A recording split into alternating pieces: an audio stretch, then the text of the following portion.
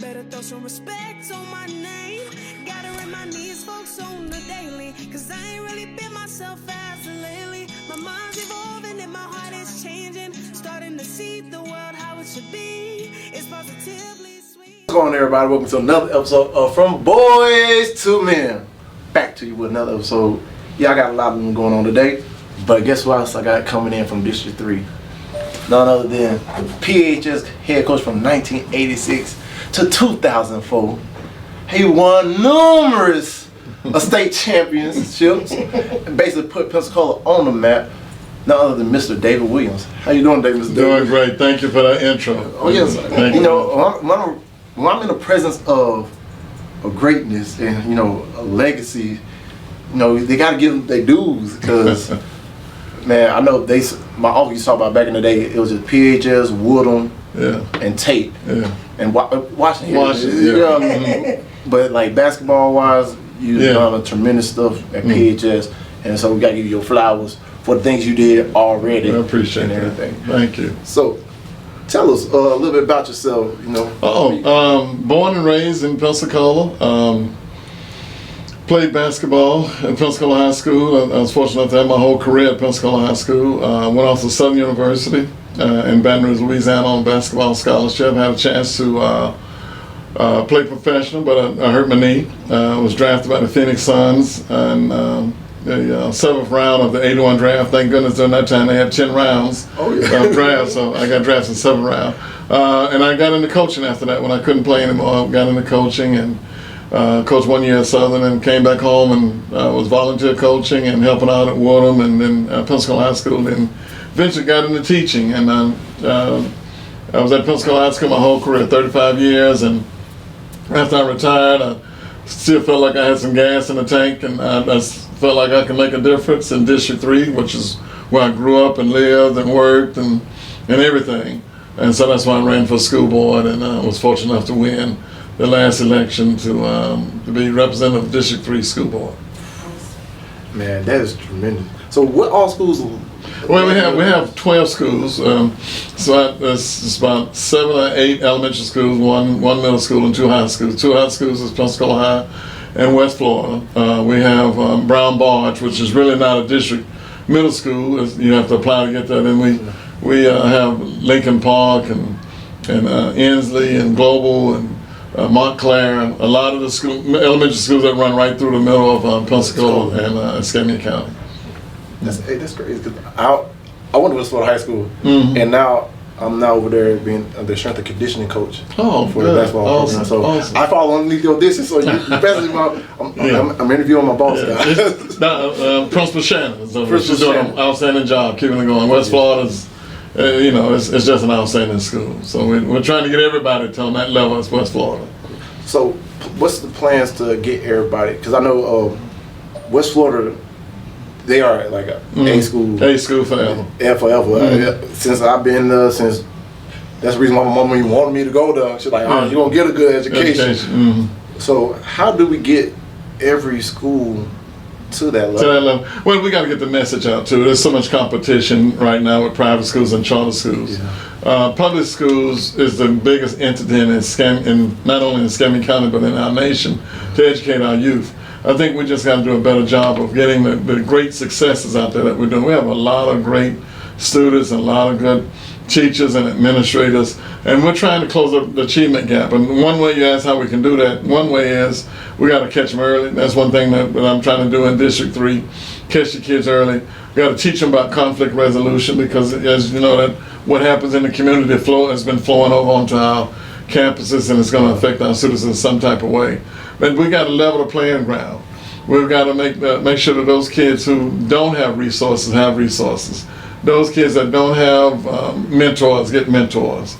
But we can't wait to catch them in high school. We've got to catch them in elementary school. So that's one of the initiatives that I'm trying to do in District 3, is that we're trying to catch those kids in elementary school, work with them all the way up through elementary school, middle school, and high school, and like Commissioner said, give them hope. And once they have some success, but as all of you know, we have so many kids and like in poverty areas, they're in corridors of concern that their living condition is not conducive to them performing well in school. So, and it affects their absenteeism, it affects their discipline, and it affects their study habits. And so we've got to level the playing field and help those kids who need the help the most. And that's how I think we can bring everybody up. Oh yeah. Because I know I can see the difference because my son go to Molino Park, and they PTA program is tremendous. Yeah, very active, probably very active. Very active. And I got a little girl who lives on the other side where she lives with her mom, and her other sisters, they go to schools where they don't have the resources and everything. How do we get these other parents involved to make this same? Yeah, well, that's a good question, because parental involvement is very important. Now, as all of us know, when a kid has an adult that feeds into them and gives them positive reinforcement and encourages them when times get tough, because kids are going to go through tough times. And they've got to have that adult figure that's going to help them. That's why mentorship is so important. One of the initiatives that I'm trying to get started with the help of Ms. Celestine Lewis in District 3 is the Kara McIntosh Initiative. Kara McIntosh was an administrator that passed away unexpectedly last year, so we started the Kara McIntosh Initiative, where it addresses absenteeism, conflict resolution, long and short-term plans, career planning, and then also parental involvement.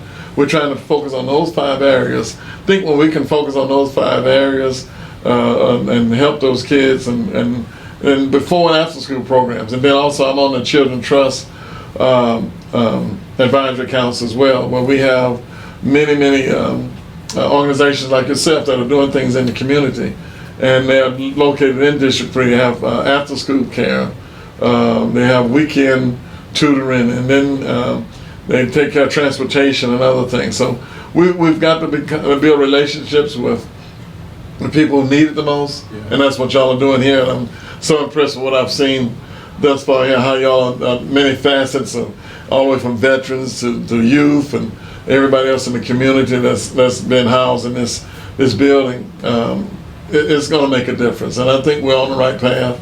This organization is on the right path, and I feel like it's going to make a difference. But it's going to take a collaborative effort with all of us, county commissioners, City of Pensacola, the mayor, the city council, the school board. All of us got to be on the same page. And then we also got to work with law enforcement, because law enforcement's got to be seen as a friend and not as an enemy. Oh yeah, and that's one of the hardest hurdles to tackle, especially in our communities, where they have been depicted as and sometimes portrayed as the villain, and not. It's like one bad apple shouldn't spoil the bunch. That's right. But I think we need more. Like, they gotta have more community involvement as well. How do we build that trust between our communities and the law enforcement? I think we're on the path of that. You know, Chief Randall with the City of Pensacola has a lot of outreach programs, and then there's Chip Simmons, who's sheriff of the sheriff department. He has his Blazer Academy, where they mentor young men, and now I think they have a Blazer Academy also for the young ladies as well. And they go through a process of, I think, 6 to 8 weeks of just mentorship, and then at the end when they graduate, they get their Blazer, and that's a positive reinforcement. I think they've got to be seen as an aid to everything. They can't be seen as being so reactionary, because that's where I think our emotions get involved in when the police officers come in and they have to do their job. Just like I listened to you talk about the 3 young fellows that were killed and senseless murders.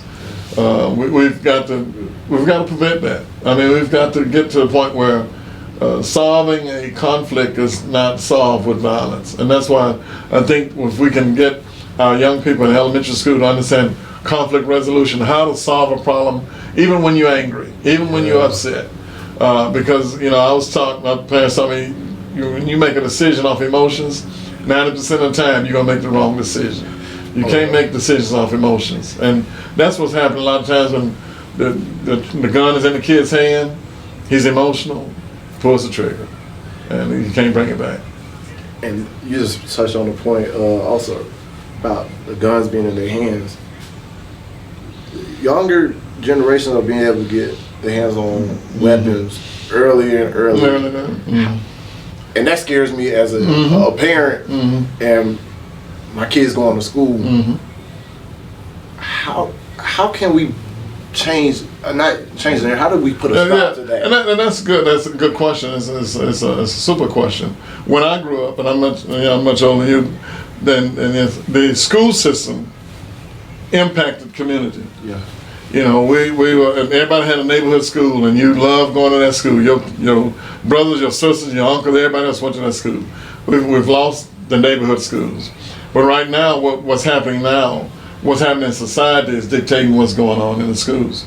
You know, we've got to be more safeguarded. We're building walls, and we've got metal detectors, and we've got a vape detector, and we shouldn't have to do that in schools, but that's because of what's going on in society that's flowing over into the school system. But we've got to take our communities back. We've got to let that element know that they're not in control, because I refuse to allow them to stop us from having places like Gallery Night and the happy hour that's downtown. I'm so happy to see these events happening. And then something Commissioner May said that was so important. I wish we could get to the point where we can open up our gyms on the weekend. And let kids come in the gym and play and shoot, and because we need more recreation. Because when I grew up, that's what we did. I was at Fricker Center every day. I was at Cobb Center. I was at Malcolm Young, and we were playing ball all over town. I mean, and I think when you give kids activity, give them goals, give them hope, they're not going to have time for foolishness. But some of the environments that these kids are coming from, and I think that's why I'm so impressed with what y'all are doing here. And then your program From Boys to Men, that you're addressing those issues. And if everybody do just a little bit, we can achieve a lot. I believe in that. Ooh. Because I know there was an incident recently close by us in Gulf Breeze. And that was a little bit too close to comfort. Yeah. And then I know it's what really kind of, I ain't saying it upsetted me, but I kind of emotional kind of took it over me, because if it was in our communities, I feel like it would have been a whole different, way different exposure, especially with news and coverage on the person and handle.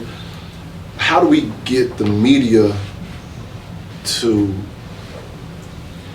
address that type of issue? Yeah, I don't know if that's ever going to happen. I think one thing that I look at is that we've got to elevate the positive things we're doing. This is like school system. I mean, you tell people today, oh, my kid's going to a certain school, and people automatically have this thought in their mind like, oh, that's a bad school. I was principal at Pensacola High School for 13 years. Now I know how disciplined we were. I know that when you can ask kids then, when I was principal, what happens to you if you commit a violent act or you fight? They said, well, you're possibly going to be arrested. So they knew. And I think that when we raise the standards, when we are consistent in our message, when we build relationships with students and kids, they know where the line's drawn. It's just like playing sports with a tough coach. You know that coach is tough, but you know he cared for you, and that he loved you, and that he wanted what's best for you. And we've got to get the good message of all the great things we're doing in public school system out to the media and through the media, because the bad gets publicized. It gets attention so much, and we have 10 times more good kids than we have bad kids in the school system. But sometimes the bad ones just get a lot of publicity. Yeah, I agree with that completely, because I look at school systems now. It's what you make of it. But the only thing I do wish more schools would do is implement more programs to help the kids prepare for outside, like financial literacy programs, even entrepreneurial programs, something that can, not every kid is fit. Not every kid's gonna go to college. And that's one thing that we're doing in Escambia County, career academies. One of the big things that's coming up that we're trying to get instituted is cybersecurity. Every company is going to need a cybersecurity person, just like they need an IT person. And we've got to get ahead of the game too. The AI is coming. Yeah. And that's going to be something that's going to really grab the interest of kids. Well, so the career academy has got to be of such that it's a job, that's something that kids can see themselves doing in the future. And I think that's where we can work hand in hand with the Chamber of Commerce, the many Chamber of Commerce that's in the Escambia County, knowing what jobs out there, then we put those programs into the school system so when a kid leaves our schools, they can walk right into, they don't have to go to college to make $1 million. There's a lot of millionaires that didn't go to college. Exactly. And but so we've got to prepare for everything, whether it's armed forces, career academies, or college. We've got to provide that. And I think we're heading in that direction.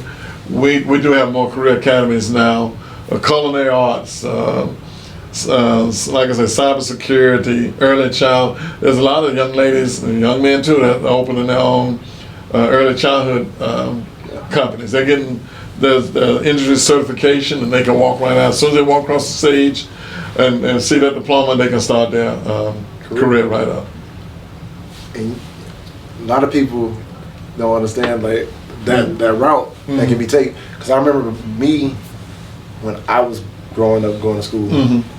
I remember my parents mainly they pushed two things: you either going to college, or you going to the military. And then you be thinking like, I only got two ways I can go. And I feel like when people actually show kids the unlimited areas where they can go, it opens up the horizon to think, oh man, either I do this or that, or I can end up going ahead and staying where I'm at and be on the streets, doing what I got to do to make ends meet.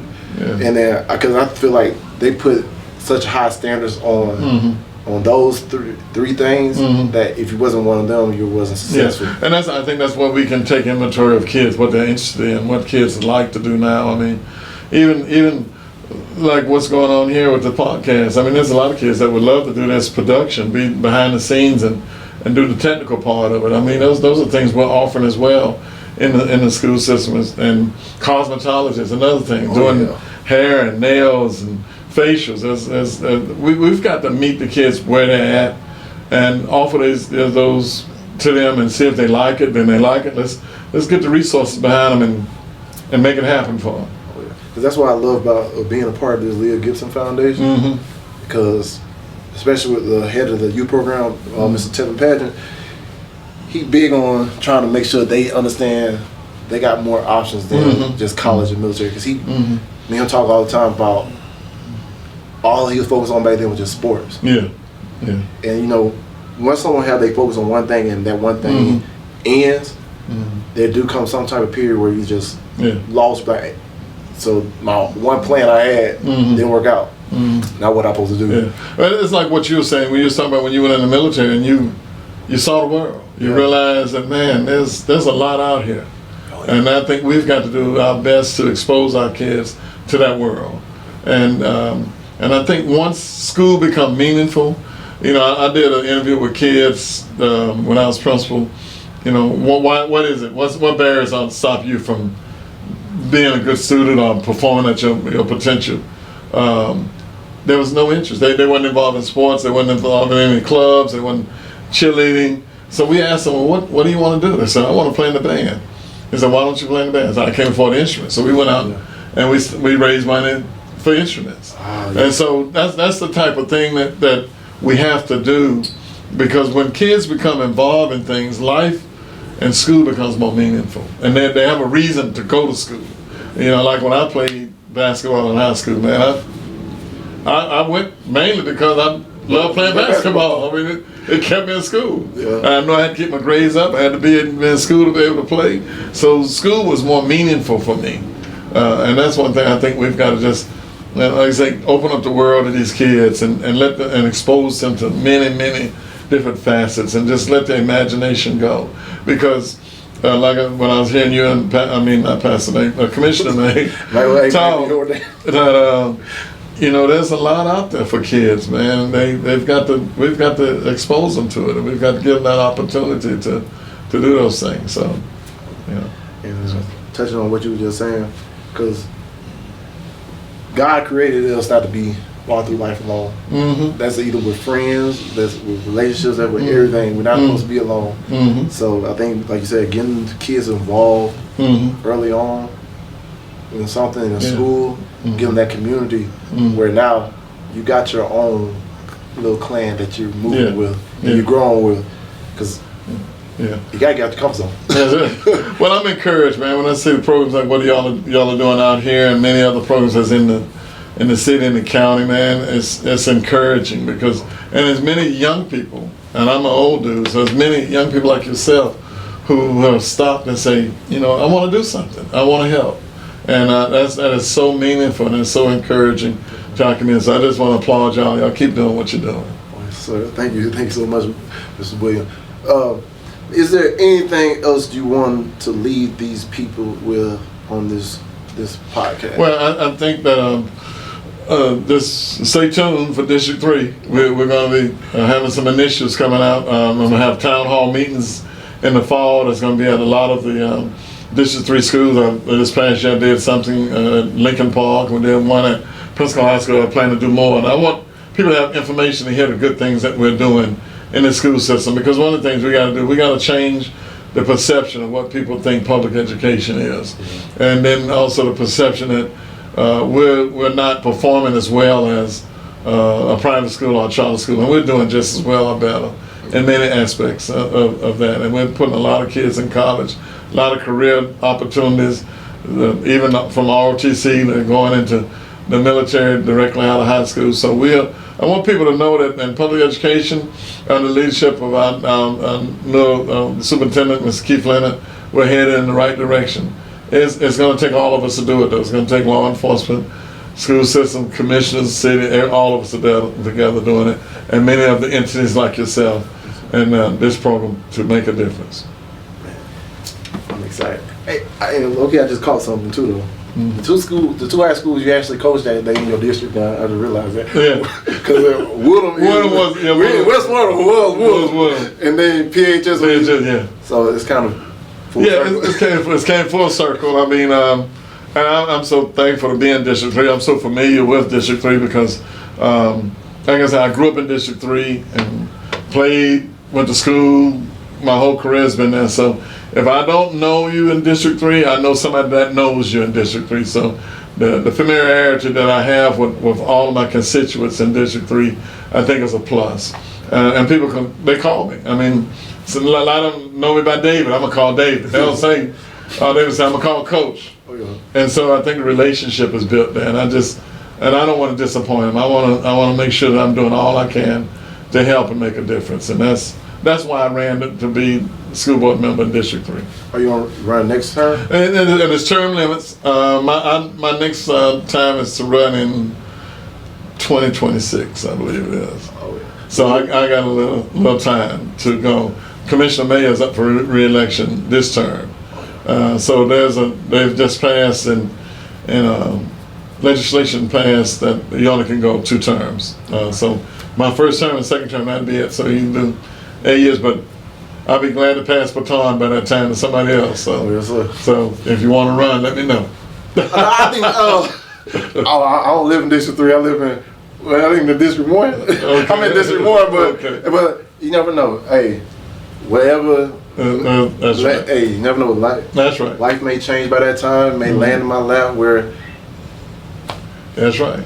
Hey, politics may look good on me. That's right. But yes, sir. But no, Mr. David Williams, Coach, I want to say thank you for just coming on this episode and sharing with us just your experience and what you're doing in this community and shedding light on the Lil Gibson Foundation, where For Boys to Men podcast will be at until I don't know when, until whenever. But thank you again. For everybody watching, I want to say thank y'all for listening. Like you said, Commissioner Mays, he's coming up for re-election. So in November. So look, go ahead to the ballots. Go get registered if you ain't registered. It don't matter, you're Republican, Democrat, Independent. We got to keep these certain people in the office that are going to be really focused on the community and actually building the community for the better, not for just profit.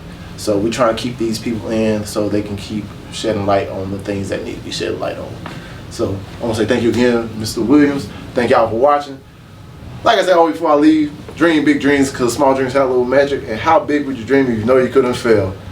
And last but not least, you do your best and let God take care of the rest. So peace, love, happiness, y'all. And we is out. Awesome. Better throw some respect on my name. Gotta remind these folks on the daily, cause I ain't really been myself as of lately. My mind's evolving and my heart is changing. Starting to see the world how it should be. It's positively sweet like a half full glass of tea. And I know every day my grandmama prayed for me. Hey, and I know exactly what she probably say about me. Give that girl some love.